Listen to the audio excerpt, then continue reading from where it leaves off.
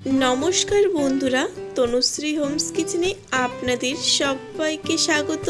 आज आपनादेर साथे शेयर करब बिहारेर सेई बिख्यात खाजा बानानोर रेसिपि। और आजकेर एई खाजागुलो आमी आपनादेर एकदम सहज पद्धतिते तैरी करे देखाबो। बंधुरा आपनारा भिडियोटा शेष पर्यन्त देखते थाकुन, आशा करछि आपनादेरও भालो लागबे। बंधुरा भिडियोटी शुरू करार आगे आमार এই চ্যানেলটি যদি সাবস্ক্রাইব করা না থাকে সাবস্ক্রাইব করে নেওয়ার অনুরোধ রইল। তার সাথে পাশে থাকা বেল আইকনটি প্রেস করে নেবেন যাতে আমার চ্যানেলে আসা প্রত্যেকটি ভিডিওর নোটিফিকেশন সবার আগে আপনাদের কাছে পৌঁছে যায়। এখন খাজা বানানোর জন্য সবার প্রথমেই একটা বড় বাটিতে নিয়ে নেব 2 বাটি ময়দা।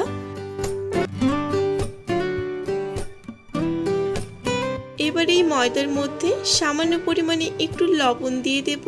এখন লবণটা খুব সুন্দরভাবে এই ময়দার সঙ্গে মিশিয়ে নেব।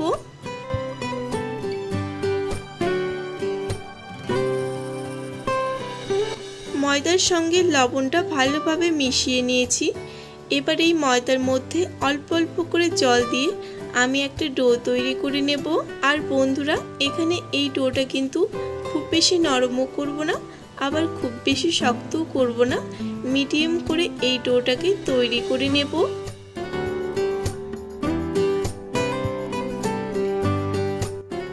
ময়দার ডোটাকে আমি একটু ভালোভাবে মেখে নিয়েছি।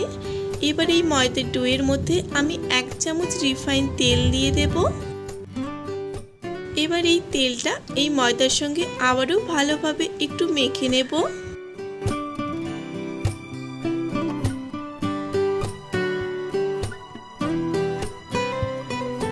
আবারও প্রায় 2 মিনিটের মতো সময় নিয়ে তেলটার সঙ্গে এই ময়দাটা ভালোভাবে মেখে নিয়েছি। এবার এই ময়দার ডোটা থেকে আমি মিডিয়াম সাইজ করে লেচিগুলো কেটে নেব।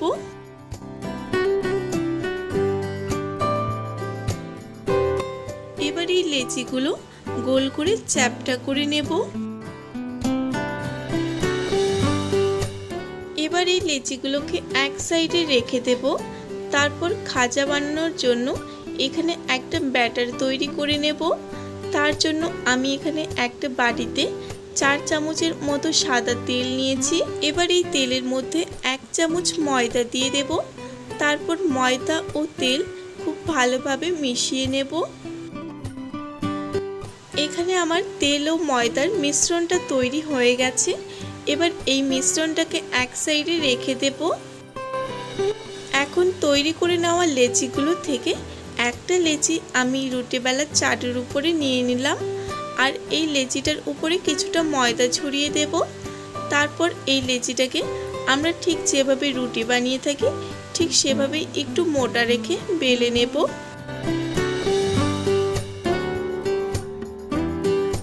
এখানে আমার একটা রুটি তৈরি করে নেওয়া হয়ে গেছে। এবার বাকি লেচিগুলো থেকেও আমি ঠিক একইভাবে রুটিগুলো তৈরি করে নেব।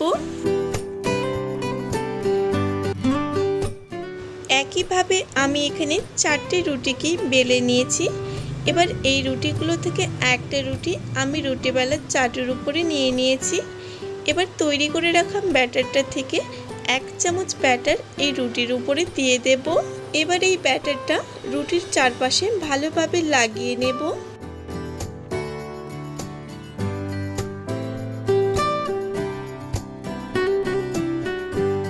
এখানে আমি ব্যাটারটা রুটির চারপাশে ভালোভাবে লাগিয়ে নিয়েছি। এবার এর উপরে আরেকটা রুটি দিয়ে দেব। তারপর আবারও এই রুটিটার উপরেও 1 চামচ ব্যাটারটা দিয়ে দেব। তারপর আবারও এই রুটিটার চারপাশে এই ব্যাটারটা ভালোভাবে মাখিয়ে নেব।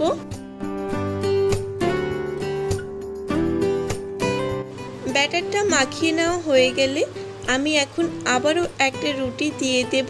বন্ধুরা ঠিক এভাবেই আমি একটার উপরে একটা রুটি বসিয়ে 4টে রুটির লেয়ারটা তৈরি করে নেব।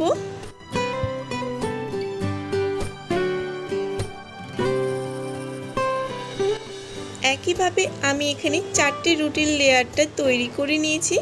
এবার এই শেষের রুটিটার উপরেও আবারও 1 চামচ ব্যাটার দিয়ে দেব। তারপর ব্যাটারটা এই রুটির চারপাশে ভালোভাবে লাগিয়ে নেব। আবারও আমি ব্যাটারটা ভালোভাবে এই রুটির চারপাশে লাগিয়ে নিয়েছি। এবার এই রুটিটাকে একসাথে রোল করে নেব।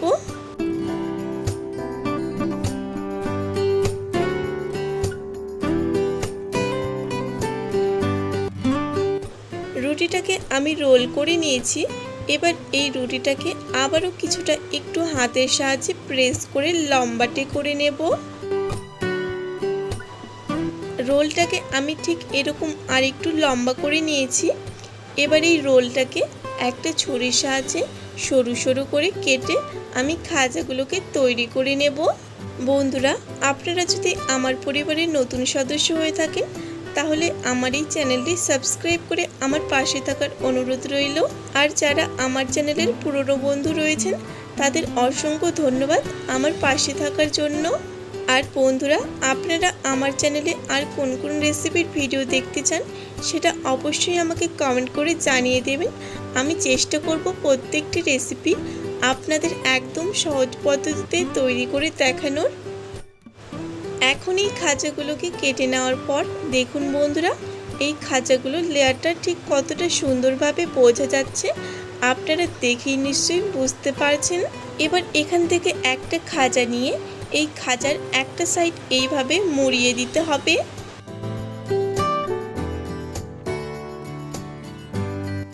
দেখুন বন্ধুরা, আমি ঠিক এইভাবে এই খাজাটাকে তৈরি করে নিলাম।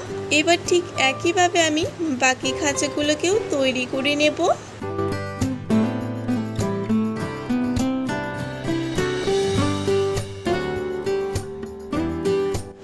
বাকি খাজাগুলোকেও আমি একইভাবে তৈরি করে নিয়েছি। এবার এই খাজাগুলোকে এক সাইডে রেখে দেব।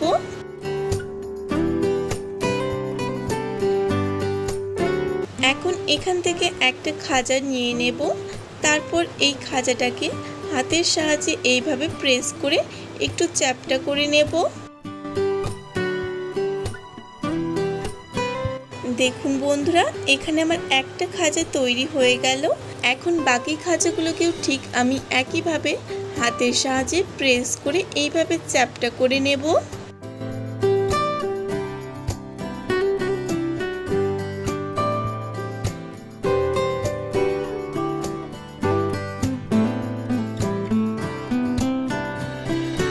দেখুন বন্ধুরা, এখানে আমার বাকি সমস্ত খাজাগুলো ঠিক একইভাবে তৈরি করে নেওয়া হয়ে গেছে। এখন এই খাজাগুলোকে ভেজে নেওয়ার পালা। আর এই খাজাগুলোকে ভেজে নেওয়ার জন্য আমি গ্যাস ওভেনে একটা কড়াই বসিয়ে তাতে পরিমাণ মতো তেল দিয়ে তেলটাকে একদম হালকা করে গরম করে নিয়েছি। এবার এক এক করে এই খাজাগুলো এই গরম তেলের মধ্যে দিয়ে দেব। আর বন্ধুরা, এই খাজাগুলো ভাজার সময় কিন্তু গ্যাসের আঁচটা একদম মিডিয়াম টু লো আঁচে রাখতে হবে। হাই আঁচে কিন্তু একেবারে রাখা যাবে না, নয়তো খাজাগুলোর বাইরে থেকে কালার চলে আসবে আর ভেতর থেকে ভালোভাবে ভাজা হবে না। খাজাগুলোকে তেলে দেওয়ার পর মোটামুটি 1 মিনিটের মতো সময় নিয়ে এই খাজাগুলোর একটা সাইড হালকা করে ভেজে নিয়েছি। এবার এই খাজাগুলোর পরের সাইডটা উল্টে দেব। এভাবেই কিছুক্ষণ পর পর উল্টে পাল্টে এই খাজাগুলোকে খুব সুন্দর করে ভেজে নিতে হবে।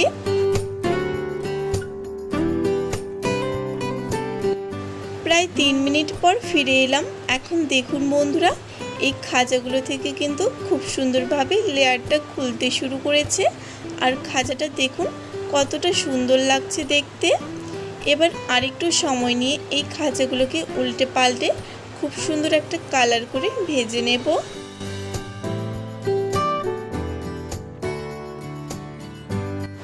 এখানে আমি প্রায় 6 মিনিটের মতো সময় নিয়ে গ্যাসের আঁচটা মিডিয়াম আঁচে রেখে এই খাজাগুলোকে খুব সুন্দর একটা কালার করে ভেজে নিয়েছি।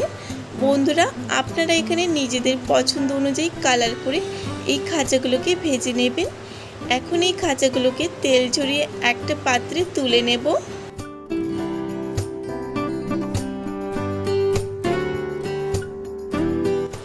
একইভাবে আমি এখানে বাকি খাজাগুলোকেও ভেজে নিয়েছি।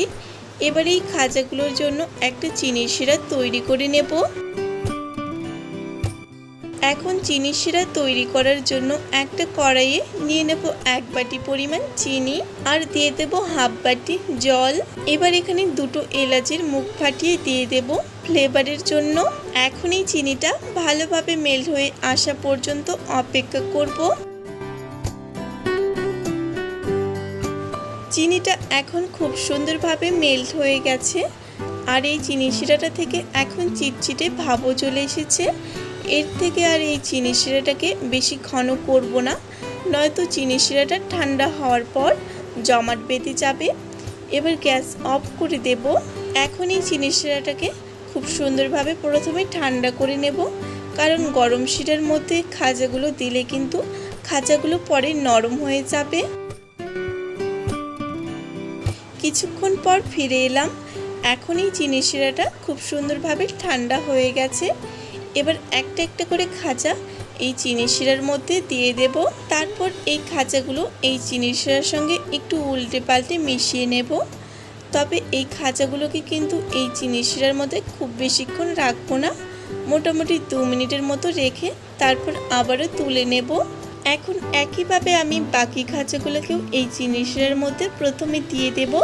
তারপর এই চিনি শিরার সঙ্গে একটু উল্টে পাল্টে নিয়ে আবারও এই খাজাগুলোকে একটা প্লেটে তুলে নেব। তাহলে দেখলেন তো বন্ধুরা, কত সহজেই তৈরি হয়ে গেল বিহারের বিখ্যাত সেই রসালো ও মুচমুচে খাজা। বন্ধুরা, আজকের এই রেসিপিটি আপনাদের কেমন লেগেছে কমেন্ট করে জানাতে আমাকে একেবারে ভুলবেন না। রেসিপিটি ভালো লাগলে একটা লাইক, কমেন্ট আর যতটা সম্ভব ভিডিওটি বন্ধুদের মাঝে শেয়ার করে দেবেন। আর এখনও পর্যন্ত আমার এই চ্যানেলটি সাবস্ক্রাইব করা না থাকলে সাবস্ক্রাইব করে নেওয়ার অনুরোধ রইল। ভিডিওটি শেষ পর্যন্ত দেখার জন্য সকলকে অসংখ্য ধন্যবাদ। সবাই ভালো থাকবেন, সুস্থ থাকবেন।